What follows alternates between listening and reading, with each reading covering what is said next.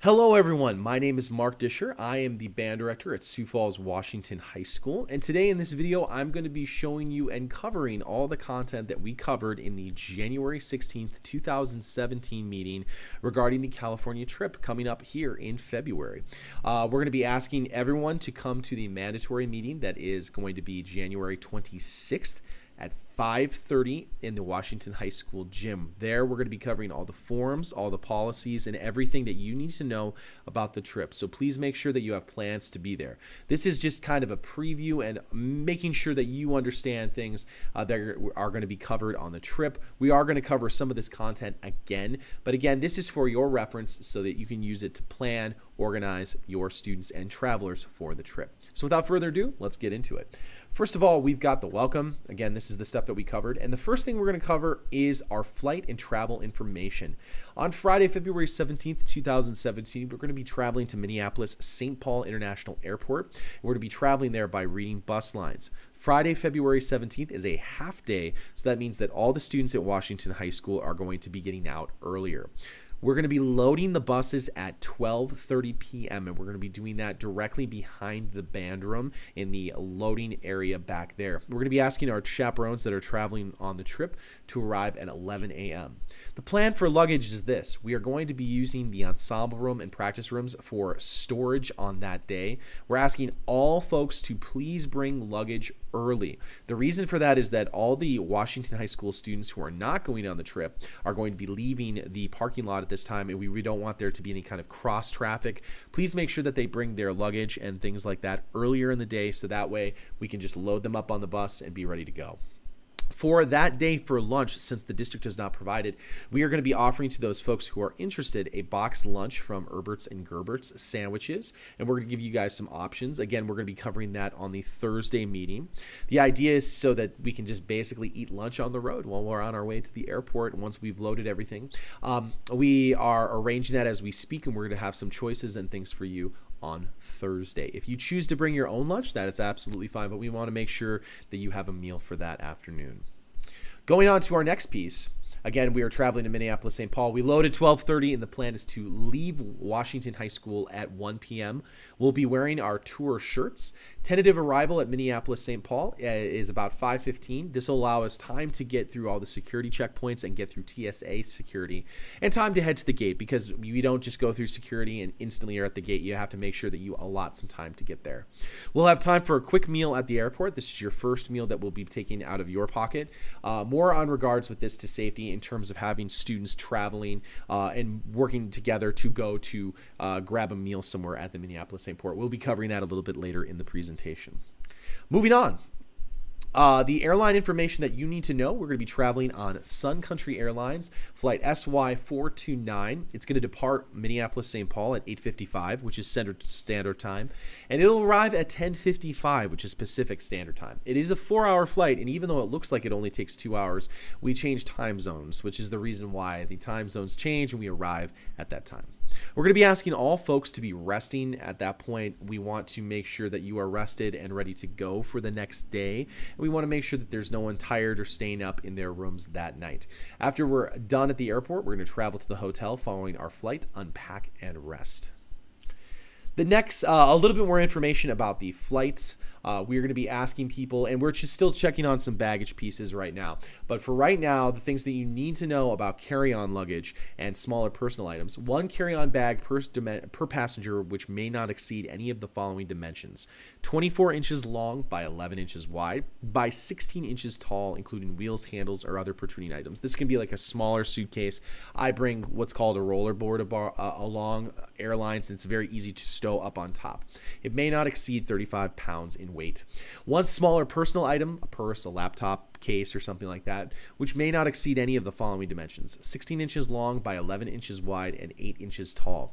This item must be able to be stowed underneath the seat in front of the passenger. So basically, a smaller backpack. I usually bring a messenger bag that contains my laptop. That will be something that will work there. We ask all folks to bring a pack of and to pack a change of clothes at this opportunity. That way, in case if anything happens or if there's an emergency, you have something that you can go to really easily if you need a change of clothes. The biggest thing we can talk about in terms terms of what to bring on the plane and what not to bring on the plane. There are absolutely no Samsung Note 7 devices allowed because they've been exploding on planes, and that is by order of the U.S. Department of Transportation. We'll be covering more on baggage here at the mandatory meeting, but one of the things I want to talk about today and show you on the presentation is more information about the 311 rule. Liquids, gels, and aerosols that are 3 ounces or less are allowed. Anything bigger than that, and they will actually make you take it out and leave or throw in the garbage when you are traveling. They'll actually take it out at security. So all of those things must fit within a transparent 1-quart bag. For example, I've got a transparent bag right here right now, and this is about 1-quart size. And this has some travel size options like contact solution, soap, and shampoo. And all of these things can be purchased at Walmart, your local drugstore, and things like that. Toothpaste would also be included in that. So the biggest thing is we want to make sure that you know about that ahead of time so you don't lose your shampoo or throw something away. All of these things must fit within a transparent 1-quart bag. Now, some stores will sell you a TSA approved bag that's transparent and easy to access, but some of them do not actually conform to the 311 rule. So you want to make sure that you're actually following the guidelines if you decide to purchase something like that. When you are going to the airport, one of the things that they do in a security checkpoint is they make you take off your shoes. So make sure that you have an opportunity to find some shoes that are comfortable, easy to take on and off. One of the things that they also ask you to do is take out any laptops or computers as they go through separately, and they make sure that they scan that. So please make sure you have plans to do that, and then you can easily access those laptops at that point. Let's go on to the hotel information. The hotel we're going to be staying at is the Holiday Inn Buena Park Hotel and Conference Center at 7000 Beach Boulevard, Buena Park, California. The telephone contact is 714-522-7000. The website is right here, and when you go to the link, you can actually just copy it. If you get this PowerPoint presentation, you can just copy it and paste it right into your browser, and you'll be good to go. One of the cool things about that is that we get a hot breakfast each day while in California. We really encourage travelers to take that opportunity to use that. That way they can pay a little bit less for food if they are purchasing meals on their own. Let's go through the itinerary basics now. We'll have a full itinerary for you next week at the mandatory meeting. But on February 18th, we're going to be doing an escorted sightseeing with professional guide trip when we arrive there. We're going to be visiting the Santa Monica Pier, Hollywood, PCL, Chinese Theater, Walk of Fame, and Griffith Park.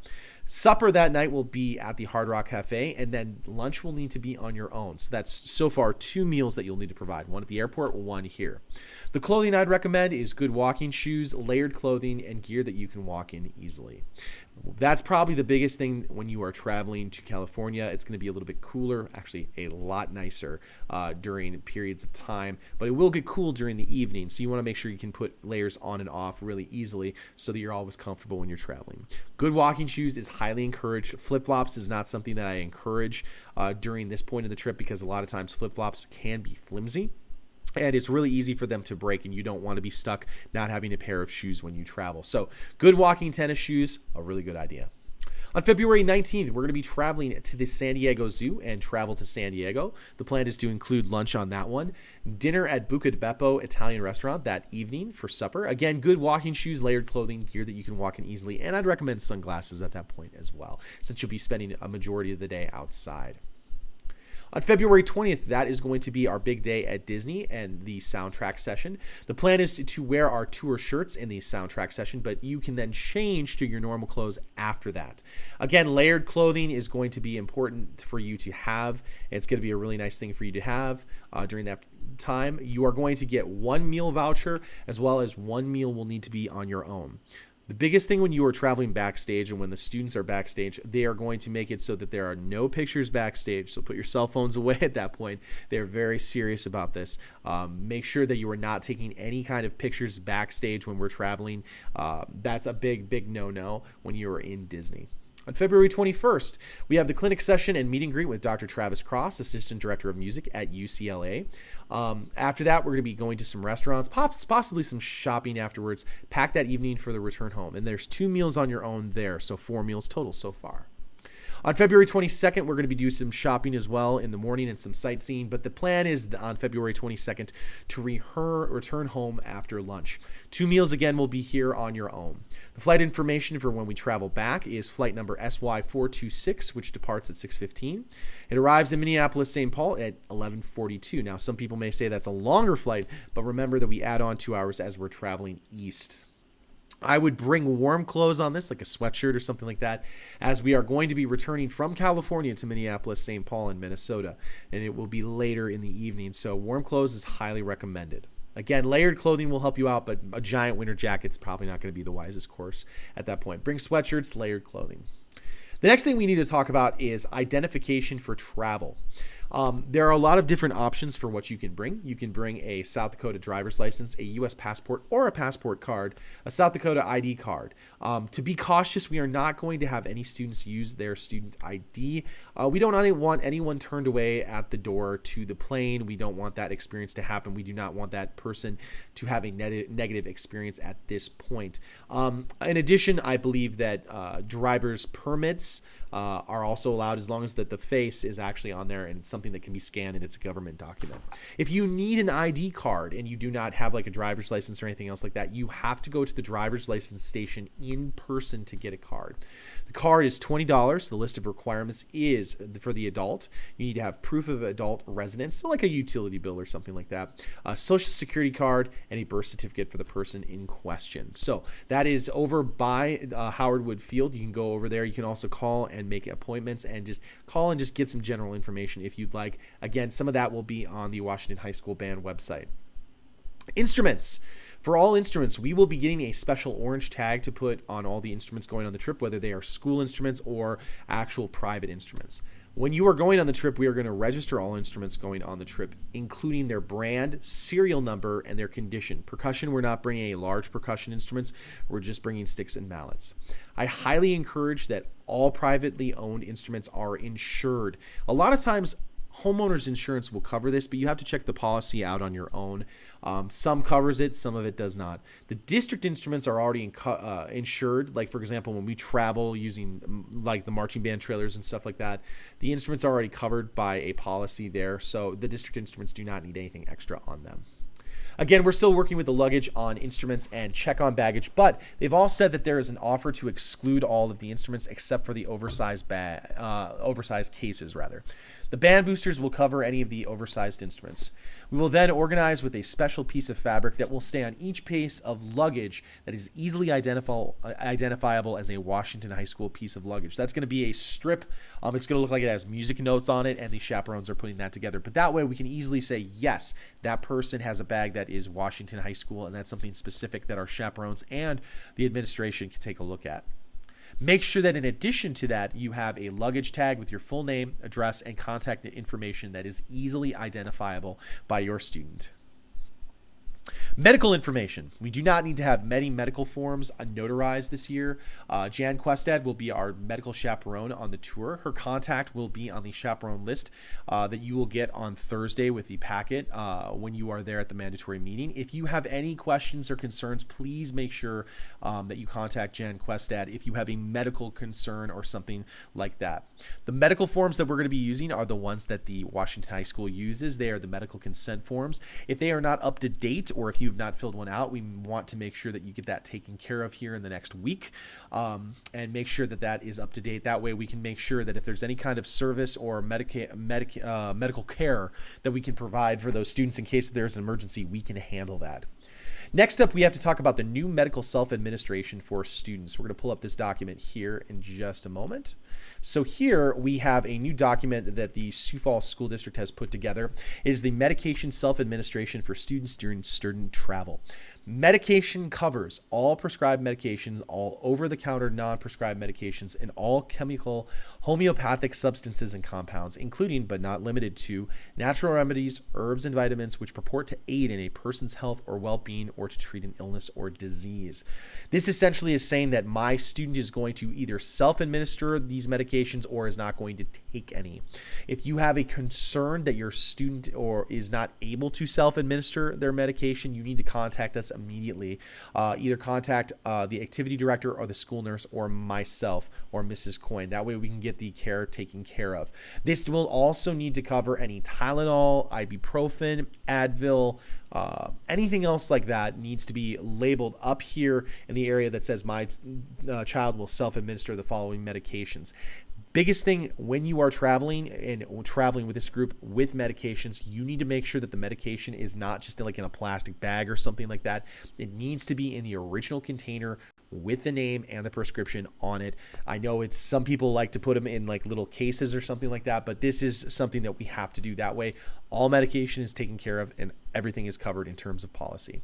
If you have any questions on this, please let me know. This form is going to be underneath the slideshow on the Washington High School Band's main page, as well as available for your use in the band room or at the meeting on Thursday. Moving on to the next part, going on through safety. All students must stay in groups of 4 or more at all times. Most rides and attractions when you are traveling are in 2s or 4s anyway.